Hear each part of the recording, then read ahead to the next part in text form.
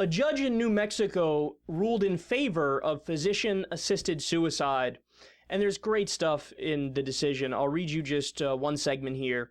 Quote, "This court cannot envision a right more fundamental, more private, or more integral to the liberty, safety, and happiness of a New Mexican than the right of a competent terminally ill patient to choose aid in dying."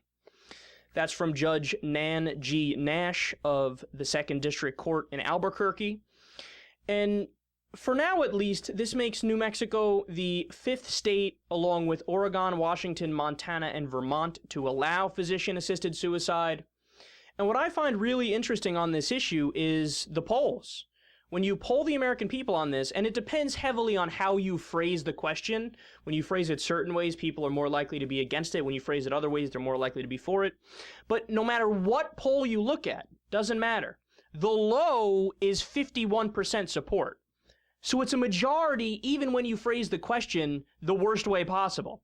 But it ranges between 51% in favor to 70% in favor. And I think the 70% one is when they ask, would you be in favor of doctors ending a patient's misery upon their request if they could do it in a painless way?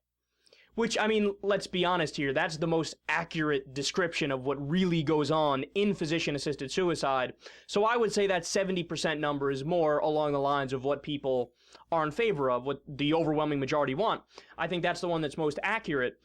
So what we have here, and this is another example of how the politicians just simply don't represent us, we have the people lining up on one side of this issue, and the politicians sitting there with their thumbs up their asses. Like, oh, were we supposed to do what you guys want? Is this a representative democracy? I missed the memo. And that really pisses me off, man.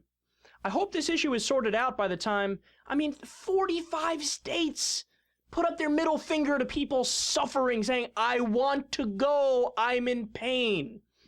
When I get to that point in my life, hopefully I'm never in that position where you're either so sick, it's a terminal illness, and you're so hurt, or you're so elderly and decrepit that you've given up on living, right?